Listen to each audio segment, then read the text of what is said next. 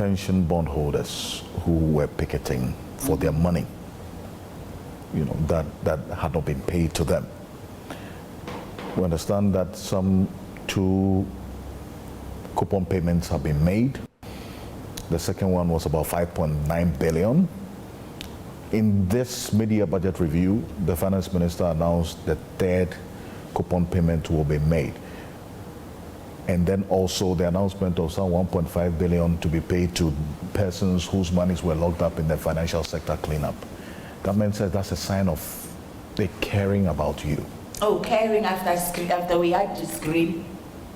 If you care about somebody, do they have to suffer to receive what is their entitlement? It's not a favor. You see, it's that attitude. It's that supercilious and paternalistic attitude of, wenya, no, minyae, it's mine. It's your duty to make sure you pay me and pay me on time. Is that not so? Yes, indeed. Exactly. So, what? Magnanimity? No, why? So they've done well to pay. They've done well. It's a sign of caring. They don't care. If they care, they wouldn't even brag about it.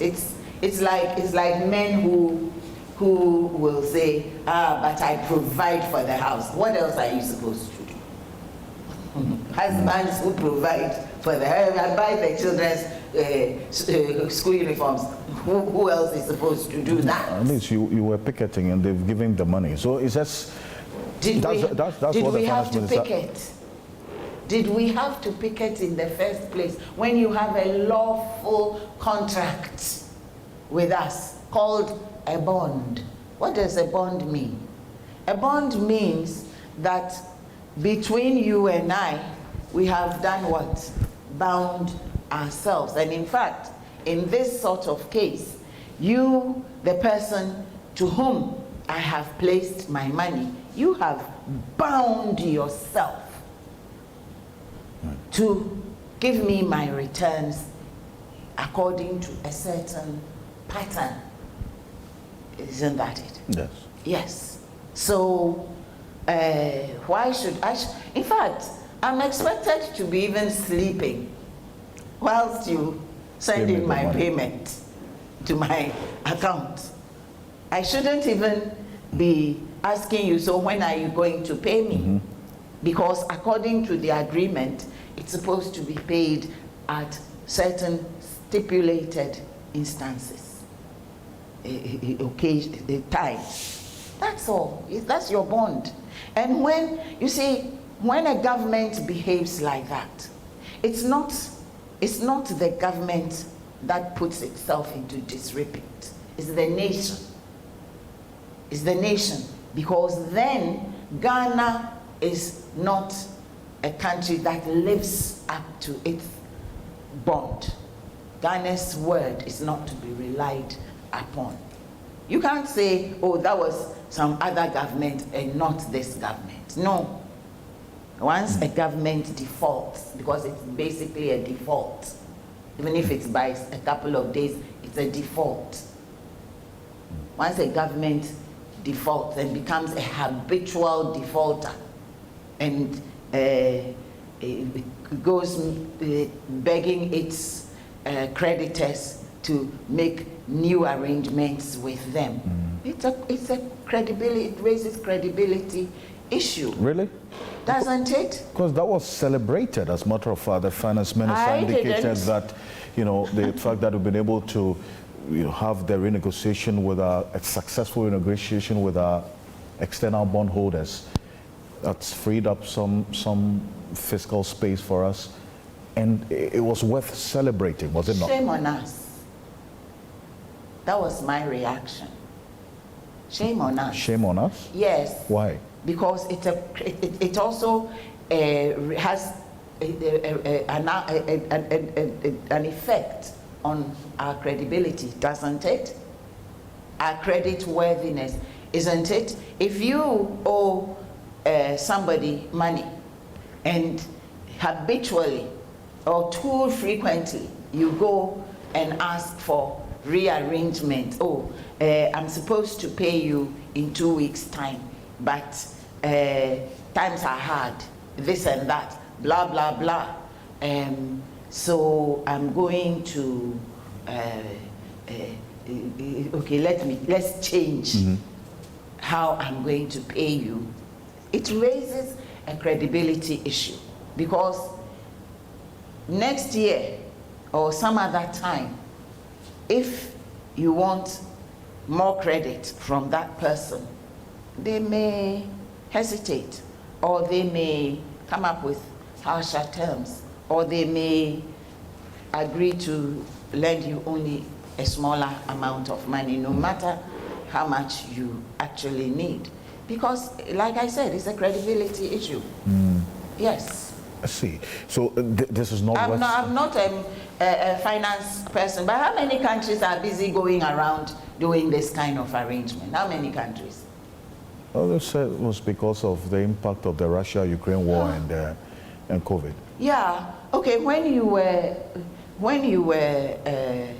taking the loan, or you were making the financial arrangement, what did you have in mind regarding the repayment? What was supposed to happen? Where was your repayment supposed to be? The funds for the repayment, where were they supposed to be coming from? Were they supposed to be coming from Russia or from Ukraine? COVID, yes, maybe, but even that one, there are all kinds of accountability issues that arise. I don't want to go through that. But COVID happened.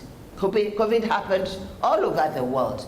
One of the few things that happened to the entire world in my lifetime was COVID, when every country was shut down. But is everybody weeping about the effect of all that? You're still expecting some other people who were also affected by COVID to help you with your repayment. What did they do that you did not do? So it still boils down to leadership. It boils down to and management. It's how you manage what you have. We failed at managing. We failed at managing our economy. I would assume that the repayments were supposed to be hinged on our resources. After all, you have to know something is coming to you. So what were we planning will be coming to us that didn't come? The gold, the oil, the cocoa, whatever it is that we trade. Because after all, at the end of the day, finance is made up of what? What you sell and what you buy, isn't that it? Yes. Your input, your output, and your income. That's right.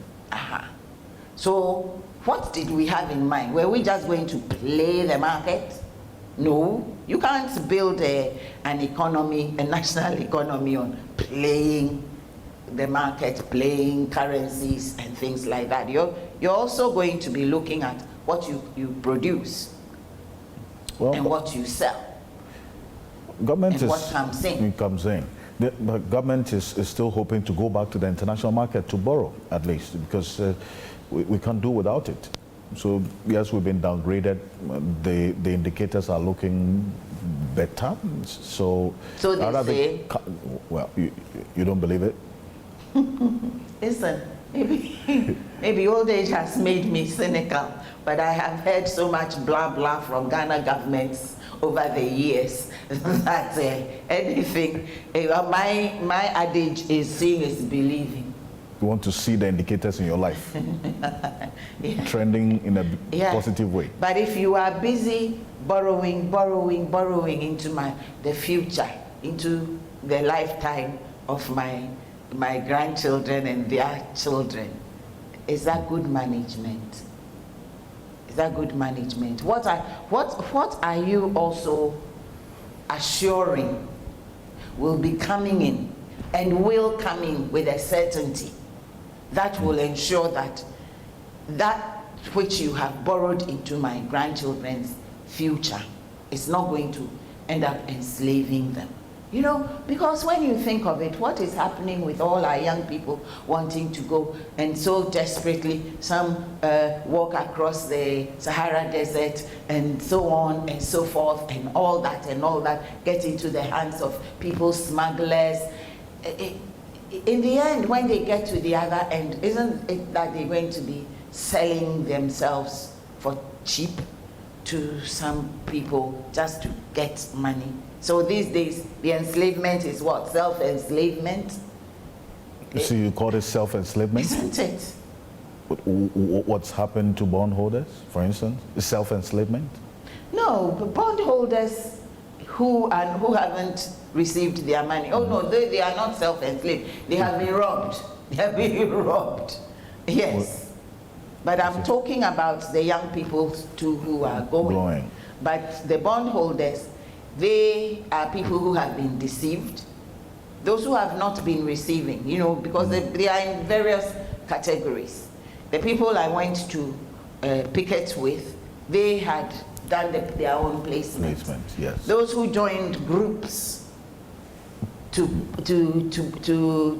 put larger sums of money into the government, they are different, and they're the ones who, some of whom are really suffering because, but I think the individual pension, those who put their pensions in, or the individual bondholders, they are getting their returns. I keep asking from time to time, is everything okay? A lot has happened in the financial sector. I mean, even apart from the pension bondholders, you have this 1.5 billion that was announced by the finance minister is for payment to persons whose monies were locked up as a result of the financial sector cleanup exercise. The monies are still locked up in there, and this payment is going to be made to them as well after this number of years. Mm-hmm. And will it be with interest? No. Well, not that I know of, but there was a cleanup. Yeah, and okay, in the course of the cleanup, surely that move was made to derive a certain benefit, right? Mm-hmm. And what was the benefit? I would like to know. I'm not an economist. They said they wanted to address issues of, to make the financial sector stronger, and then also address certain weaknesses within the financial sector, for instance, corporate governance issues, and also increase the minimum capital of the the commercial banks, and then the other financial institutions. You know, so those were some of the major objectives. Yeah, but so long as you're taking, you know, if you're a humane manager and you're taking certain steps, you don't just get up on a whim and take the step. Before you take the step, you look at the likely consequences, and you look at those who are also going to be affected by those likely likely consequences, and then you also have to decide whether they ought to be entitled to something or not. And then when you implement what you implement, you are honest and you come up front and outright and tell them something. People shouldn't wake up one morning and you've changed their horizon.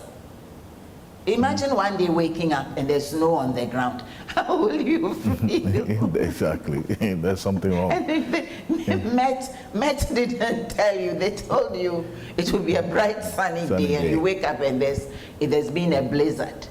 And basically that's what happened to these people's lives. And you've been silent for these couple of years, and now, okay, you're going to do what? Release their monies to them. Really?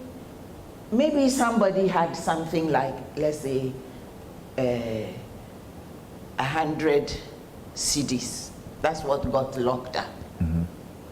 And at that time, that 100 cedis was worth a lot.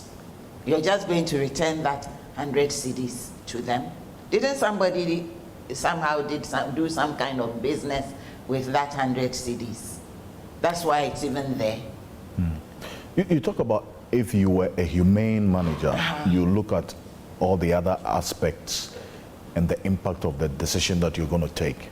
There are some who have argued that this financial sector cleanup, the way it was done, was not humane and has created other problems. Yeah, You I will agree them? with them. I will agree with them.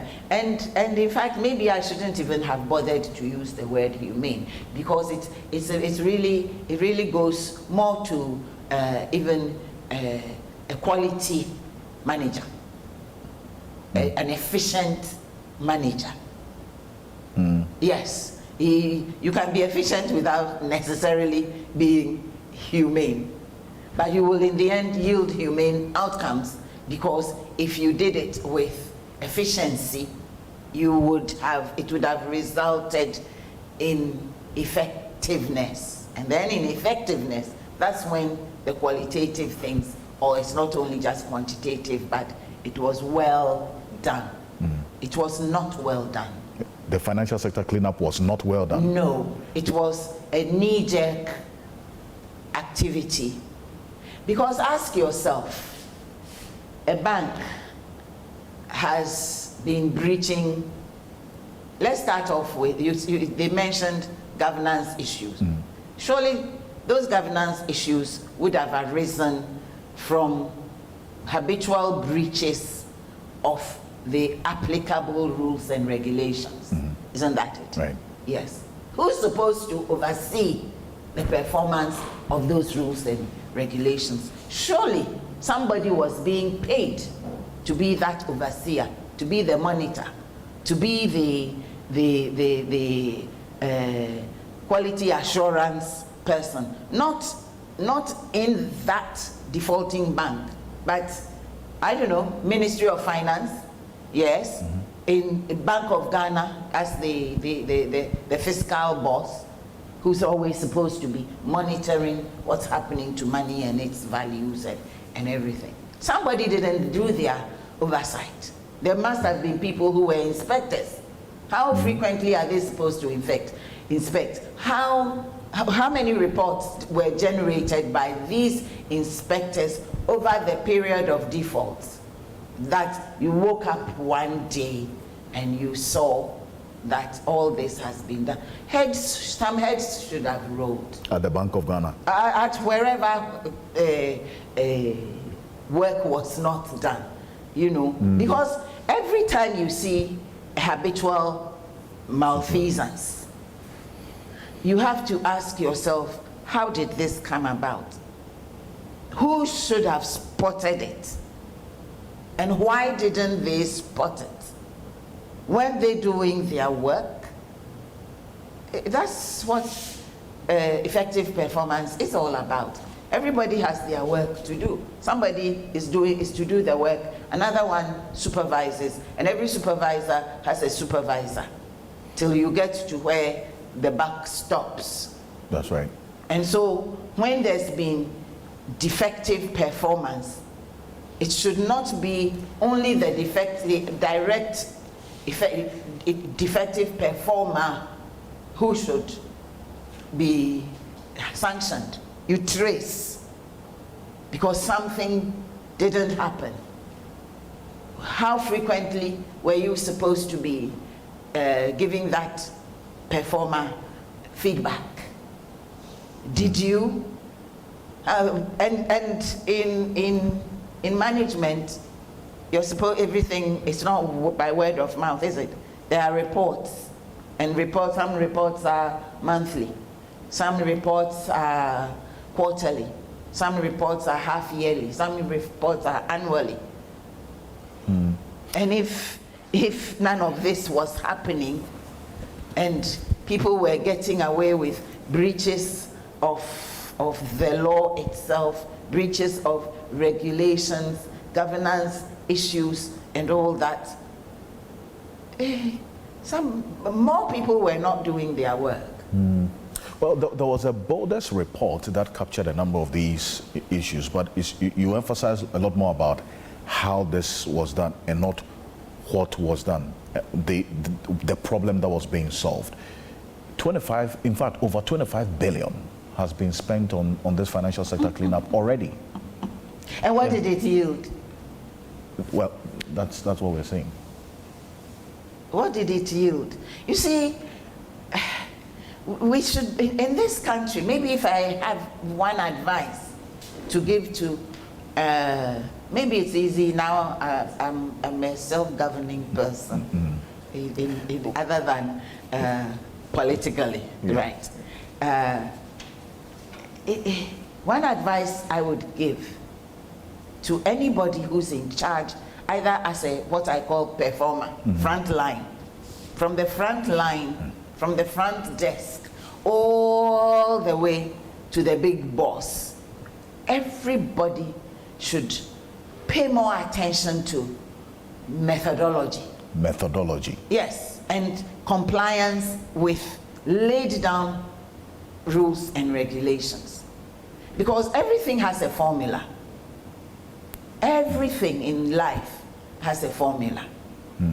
And you do this, and this follows, and this follows, and this follows. Sometimes, if you're following the formula, you may discern that this formula is not, this process is not as efficient as it could be. And so you then, you the performer who has detected this, you then bring it to the attention of your supervisor, the one you are working towards. And they may say, okay, so what do you suggest? And so you give your suggestion, and they may say, try it and see. And so you try it, and it works. It maybe eliminates one step, which was an unnecessary step, and speeds up the process, and it creates greater efficiency. We should be constantly that's what monitoring and evaluation is all about. And every assurable quality outcome is predicated on what happens in between. Doesn't it? It does. Yes, and so that's why I say that if something didn't work, it's because somebody didn't do their work, and it's not necessary. And yes, it's somebody down there didn't do their work, but somebody up there also went to sleep. What were they doing?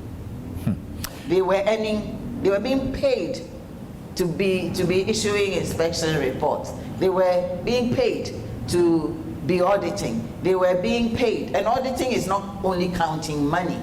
That's the last bit of it. Auditing, good auditing, is whether you're following the methodology is being followed. How is it being done?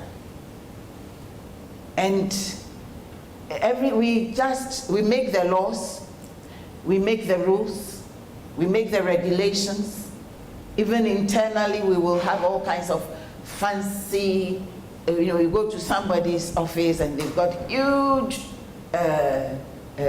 box folders, and nobody even opens them. And if you take a close look, they're all dusty. True. And that's where the how-to is contained. If you had money, would you invest in any of the financial institutions in this country? Invest in them.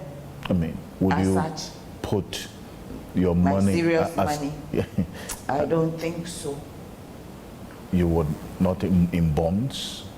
Oh, government bonds. Yeah. Oh, actually, after what has happened, it will take me a while.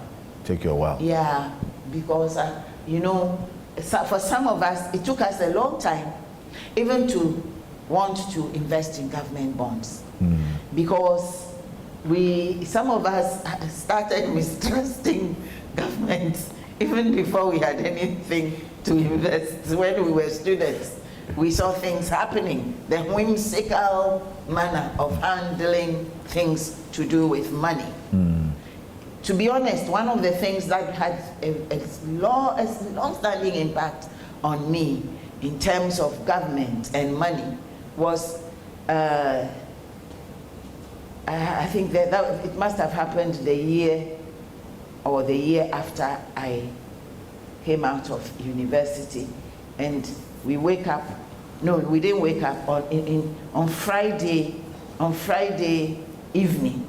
In the 6 o'clock news, those days there was only GBC. Yeah. On the 6 o'clock news, there's an announcement that the cedis we've been spending is being withdrawn.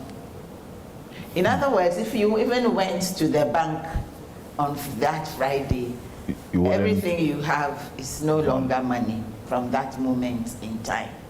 And that you had to take your money to the bank, and on Monday, they didn't even make a special arrangement for you to go to the bank on Saturday. So on Monday, you will go to the bank, queue up round the corner to go and exchange your money, and you can't exchange more than a certain amount. The rest have to go into stay in your account at that new sort of exchange rate.